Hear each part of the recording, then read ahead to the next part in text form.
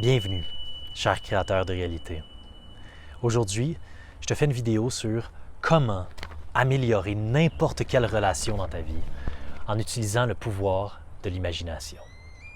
Et j'ai décidé de faire cette vidéo-là parce que dans le cadre du mastermind de création de réalité, que j'ai commencé avec les membres qui se sont joints il y a 7 semaines, dans la semaine 6, c'est-à-dire il y a 2 semaines, on a lu le chapitre qui s'intitule « L'attitude » dans le livre « Le pouvoir de la conscience » de Neville Goddard.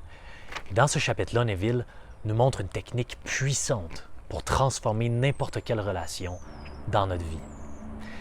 Et après avoir fait la lecture, il y a la moitié des membres du mastermind qui ont eu littéralement une transformation instantanée. Après 3 à 4 jours, il y a un des membres qui nous a dit, dans le dernier mastermind, qui nous a dit qu'après avoir fait l'exercice 1 ou 2 fois, son frère, avec qui il n'avait pas parlé depuis 3 ans, parce qu'ils avaient un froid entre eux-mêmes, son frère qui n'avait pas parlé depuis 3 ans lui a écrit, lui a envoyé un message. Et ils se sont parlé, ils ont discuté. Une conversation dans l'amour qui commence une nouvelle relation. Il y a même une autre élève qui nous a partagé une chose très similaire. Elle n'avait pas parlé à sa sœur depuis 1 mois et demi parce qu'ils avaient un froid entre eux. Et après 3 jours, après avoir fait la technique, sa sœur lui a écrit. Donc, l'autre personne a écrit à la personne qui a fait la technique. Donc, j'étais vraiment impressionné par les résultats rapides qui se sont passés après avoir lu ce chapitre-là. Et donc, aujourd'hui, j'ai décidé de partager ce chapitre-là avec vous, comme si vous étiez dans le mastermind avec moi. Donc, je vais faire la lecture du chapitre 7. Je vais le commenter pour que vous soyez capable de plus l'intégrer. Et à la fin, je vais vous donner un petit exercice, comme si vous étiez dans le mastermind. Bien sûr, on n'aura pas la discussion à la fin de la lecture qui, selon moi, est ce qui est le plus gratifiant dans le mastermind, qui donne le plus de valeur. Mais c'est pas grave, vous allez quand même être capable de lire avec moi.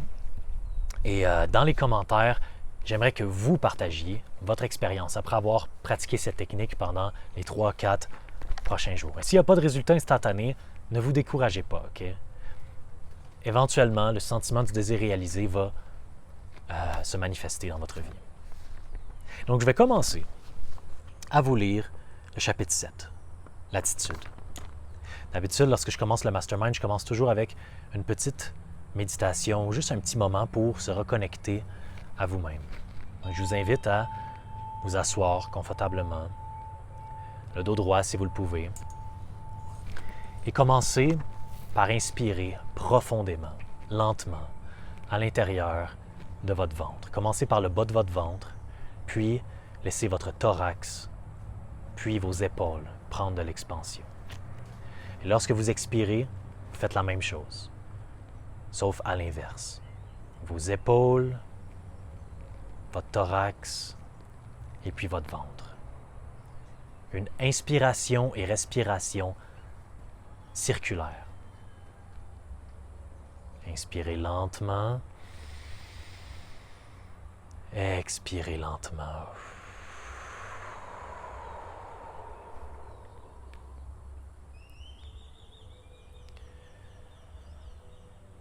Je vous invite à vous donner de l'amour, c'est-à-dire vous donner de l'espace, vous donner de l'attention, vous donner du temps pour vous-même. Reconnectez-vous à vous-même, à votre monde intérieur.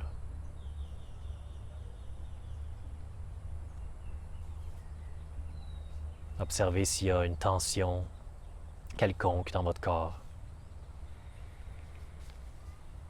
Faites simplement inspirer et expirer à travers toute tension. S'il n'y a pas de la changer, s'il n'y a pas de vous en débarrasser, faites simplement inspirer et expirer.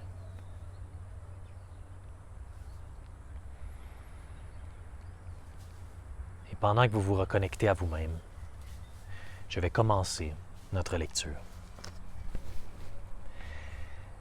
Des expériences menées récemment par Merle Lawrence, Princeton, et Adalbert Ames, Dartmouth, dans le laboratoire de psychologie de ce dernier, à Hanovre, NH, prouve que ce que vous voyez quand vous regardez quelque chose ne dépend pas tant de ce qui est sous vos yeux que de l'hypothèse que vous faites lorsque vous la regardez. Puisque ce que nous croyons être le monde physique réel n'est en réalité qu'un monde assumé, il n'est pas surprenant que ces expériences prouvent que ce qui semble être une réalité tangible n'est en fait que le résultat d'attentes ou d'hypothèses. Est-ce que vous connaissez l'expérience de l'observateur en physique quantique? Que la particule qui est observée va bouger ou se manifester différemment lorsqu'elle est observée que lorsqu'elle n'est pas observée. Donc l'observateur va influencer la matière. C'est ce que Neville est en train de nous dire ici.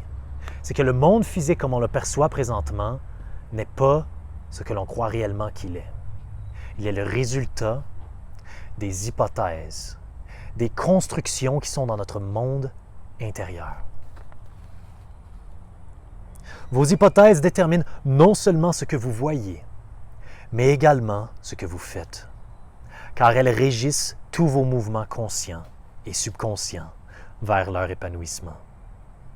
L'assomption du souhait exaucé est la marée haute qui vous soulève facilement de la barre des sens où vous êtes resté longtemps échoué. Qu'est-ce que Neville est en train de nous dire là? C'est que lorsque nous vivons dans la 4e dimension, c'est-à-dire lorsque nous ressentons l'assomption du souhait exaucé, le sentiment du désir réalisé, ça nous soulève du monde dense des sensations, le monde physique, le monde solide, et ça nous permet de transformer notre réalité. Donc l'assomption du souhait exaucé, qu'est-ce qu'elle fait? Elle élève l'esprit.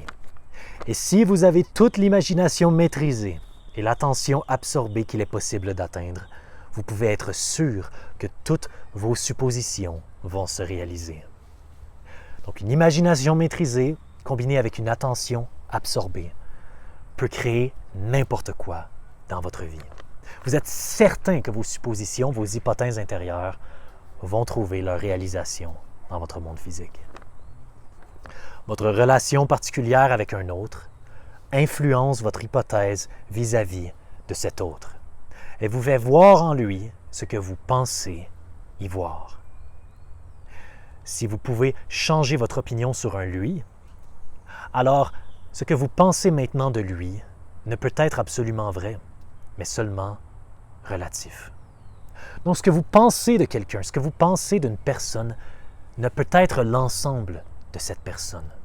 Et ça, c'est une des erreurs que beaucoup d'humains font lorsqu'ils interagissent avec les autres. Ils laissent leurs hypothèses forger leur interaction avec les gens autour d'eux.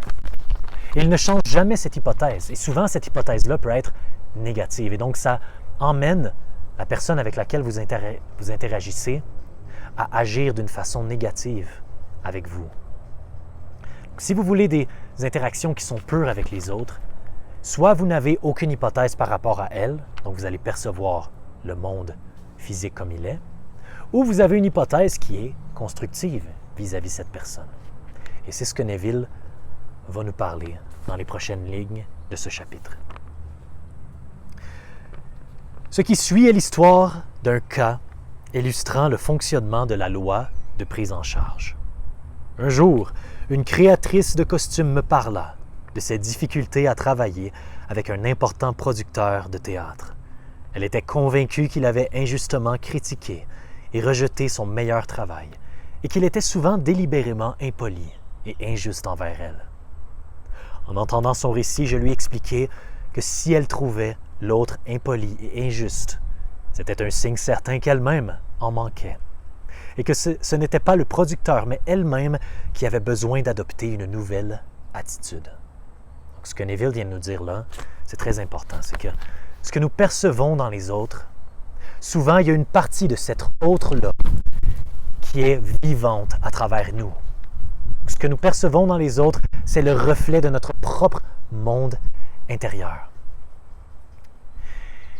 Et ça peut paraître très controversé pour plusieurs personnes qui sont loin du monde de la loi de l'attraction, la manifestation.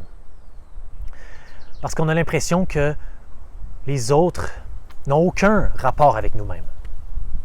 Qu'on doit changer les autres avant de se changer soi-même.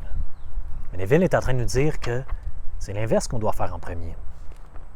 Je lui dis que le pouvoir de cette loi de présomption et de son application pratique ne pouvait être découvert que par l'expérience, et que le seul fait de supposer que la situation était déjà telle qu'elle souhaitait prouverait qu'elle pouvait apporter le changement souhaité.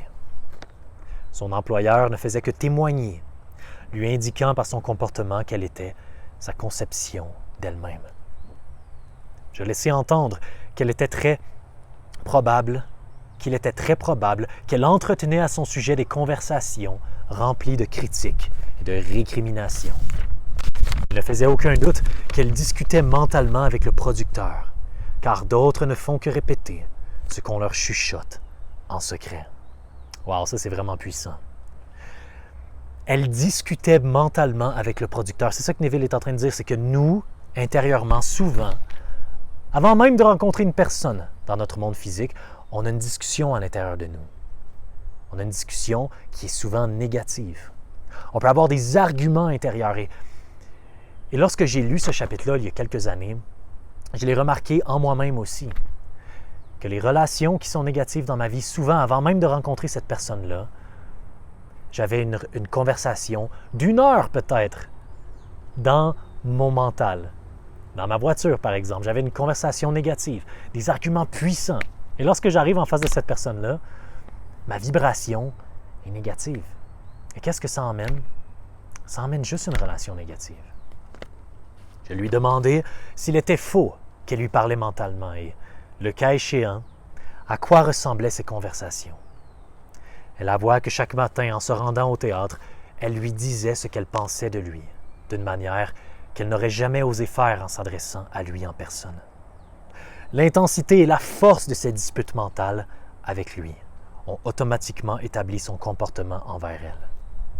Je vous invite à analyser les conversations que vous avez avec les gens dans votre entourage. Et je ne parle pas de tes conversations physiques, je te parle de tes conversations mentales. C'est quoi les conversations mentales que tu as avant de rencontrer une certaine personne? Elle commença à se rendre compte que nous entretenions tous des conversations mentales. Mais malheureusement, dans la plupart des cas, ces conversations sont argumentatives. Il suffit d'observer le passant dans la rue pour prouver cette affirmation. Que tant de gens sont absorbés mentalement dans leurs conversations et peu semblent en être satisfaits. Mais l'intensité même de leurs sentiments doit les amener rapidement à l'incident déplaisant qu'ils ont eux-mêmes créé mentalement et qu'ils doivent donc maintenant rencontrer. Donc parce que ces arguments mentaux puissants créent un sentiment intense à l'intérieur de vous, la loi fait en sorte que vous allez, tôt ou tard, rencontrer dans votre réalité physique l'équivalent de ce sentiment, c'est-à-dire une relation négative. Lorsqu'elle a réalisé ce qu'elle était en train de faire, elle a accepté de changer d'attitude et de vivre fidèlement cette loi, en supposant que son travail était très satisfaisant et que sa relation avec le producteur était très heureuse. Pour ce faire, elle a convenu qu'avant de se coucher la nuit, pour se rendre au travail ou à d'autres moments de la journée, elle imaginerait qu'il la félicitait pour ses beaux projets, qu'elle le remerciait à son tour pour son compliment et sa gentillesse. Donc Neville vient de lui montrer que pour transformer la relation physique qu'elle a avec cette personne, elle doit changer sa relation mentale avec cette personne. Elle doit émettre une nouvelle hypothèse, créer une nouvelle scène mentale qui implique que la relation avec son producteur est nouvelle, est fraîche, est magnifique. Et donc elle a décidé, avant de se coucher la nuit, à d'autres moments dans la journée, qu'elle imagine que son producteur la félicite pour ses beaux projets et qu'elle le remercie en retour. À sa grande joie, elle découvrit bientôt que sa propre attitude était la cause de tout ce qui lui était arrivé. Le comportement de son employeur s'est miraculeusement inversé, son attitude faisant écho à ce qu'elle avait toujours fait, ce qu'elle avait supposé, reflétait à présent le changement du concept qu'elle avait de lui. Si vous ne croyez pas ce que Neville vient de nous enseigner ici, c'est pour ça que je vous le lis aujourd'hui, parce que je veux que vous le prouviez à vous-même. Essayez-le. Essayez-le avec une naïveté, une certaine naïveté intérieure. Laissez votre mental de côté et pratiquez ce que Neville vient de nous enseigner. Transformez votre histoire d'une personne. Choisissez une relation que vous aimeriez améliorer dans votre vie et créez une scène qui impliquerait que cette relation est maintenant améliorée. Et ressentez-le ici et maintenant. Ressentez cette scène ici et maintenant. Visualisez-la et voyez-la dans la 3e dimension. Voyez-la avec tous vos sens, comme si c'était réel. Et baignez dans le sentiment de bonheur que cette relation est maintenant magnifique, est maintenant harmonieuse. Et la discussion qu'on avait eue avec les membres du Mastermind de création de réalité à la suite de cette lecture, ça portait par rapport à cette loi et la manipulation. Est-ce que quand je fais ça, je manipule une autre personne? Et ce que j'ai répondu à cette question, c'est que non, au contraire. Cette loi doit être pratiquée avec amour. Ce que vous imaginez pour une autre personne, vous devez être capable de l'imaginer pour vous-même. Parce que si vous essayez de manipuler quelqu'un d'autre, si vous imaginez négativement pour quelqu'un d'autre, et que cette personne-là ne croit pas que c'est vrai pour elle-même, eh bien, ça va revenir vers vous-même. Lorsque vous manipulez quelqu'un d'autre, intérieurement, vous ouvrez dans votre subconscient la possibilité que quelqu'un d'autre vous manipule. Donc, les gens qui utilisent ce genre de loi pour manipuler les autres, ils ne comprennent pas les lois plus suprêmes de l'univers, c'est-à-dire la loi de l'amour, la loi de la vie. Okay? Chaque organisme vivant sur cette terre est programmé pour améliorer la vie du tout. Lorsque vous portez une action, il faut que ça, non seulement que ça vous élève, mais que ça élève aussi les autres. Si vous allez à l'encontre de cette loi, vous allez en recevoir les impacts négatifs. Si vous pratiquez cette loi, faites-le toujours avec de l'amour. Imaginez positivement pour les autres et pour vous-même, pour vos relations. Donc, je poursuis. Ce qu'elle fit se réalisa par le pouvoir de son imagination. Son hypothèse persistante a influencé son comportement et déterminé son attitude à son égard. Avec le passeport du désir, sur les ailes d'une imagination contrôlée, elle a voyagé dans le futur de sa propre expérience prédéterminée. Ainsi, nous voyons que ce ne sont pas des faits, mais ce que nous créons dans notre imagination qui façonne notre vie. Car la plupart des conflits de la journée sont dus au manque d'imagination pour projeter le faisceau de notre propre vision.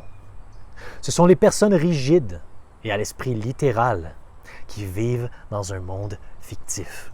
Donc Neville vient de nous dire que ce sont les personnes qui sont rigides, qui sont dures, qui sont trop logiques, qui vivent dans leur mental. Ce sont ces personnes-là qui vivent dans un monde fictif. Et les gens qui sont conscients de leur monde intérieur, de ce qui se passe dans le monde de la conscience infinie, de la 4e dimension, de la cause, sont ceux qui vivent dans le monde réel, qui sont plus connectés à la réalité. Parce que la réalité n'est pas ce que l'on croit, n'est pas ce que l'ego, ce que le mental croit être. Alors que cette designer, par son imagination contrôlée, a initié le changement subtil dans l'esprit de son employeur, nous pouvons aussi, en contrôlant notre propre imagination et en maîtrisant nos sentiments avec sagesse, résoudre nos problèmes. Contrôler notre propre imagination et maîtriser nos sentiments avec sagesse. Donc, il ne faut pas être pris dans des émotions négatives lorsqu'on pense à une certaine personne, lorsqu'on pense à une relation, parce que Neville l'a dit, le sentiment est le secret.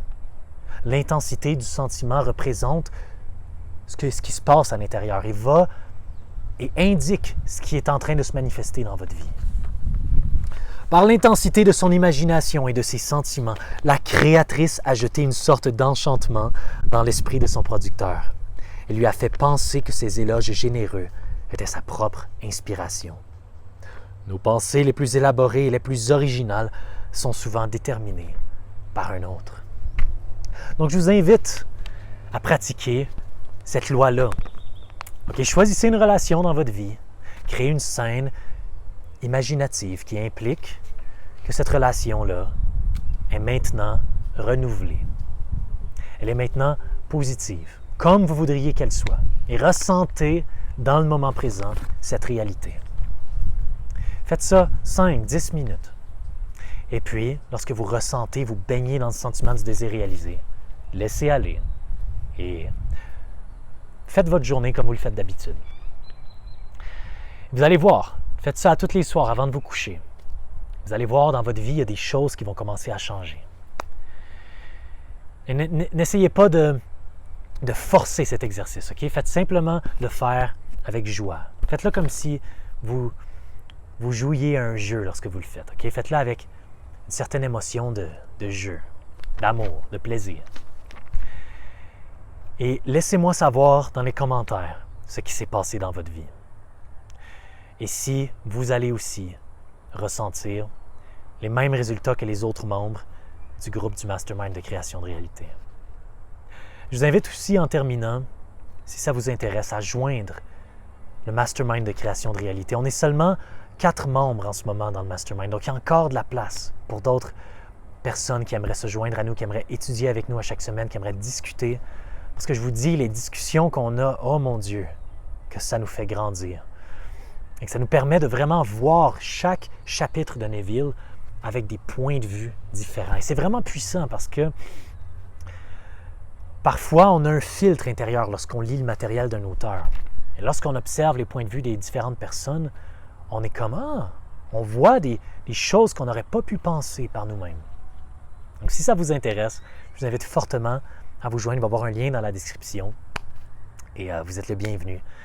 Je vais lire d'autres chapitres comme ça dans les prochaines semaines, les prochains mois, parce que j'aime ça aussi que mon audience participe à ce genre d'ouvrage, parce que c'est tellement puissant dans notre vie. Je vous invite à pratiquer ça. Vraiment, faites-le sur une relation que vous procrastinez en ce moment. C'est négatif depuis un bon bout, peut-être que c'est mort. Vos relations proches, okay? Vos relations de famille, d'amour, lorsqu'elles ne sont pas bien, lorsqu'elles ne sont pas harmonieuses, ça crée un poids à l'intérieur de vous. Ça crée une résistance subconsciente et ça diminue votre énergie. Donc faites-le avec ça en premier. Purifiez vos relations. Purifiez-les. Vous allez voir que cette nouvelle énergie que vous allez commencer à avoir, vous allez pouvoir l'utiliser pour créer quelque chose de nouveau dans votre vie. Vous allez voir que votre manifestation va juste s'améliorer. Merci, cher créateur. Si vous êtes rendu jusqu'à la fin de cette vidéo, je vous remercie énormément. Et on se voit à la prochaine vidéo. À bientôt.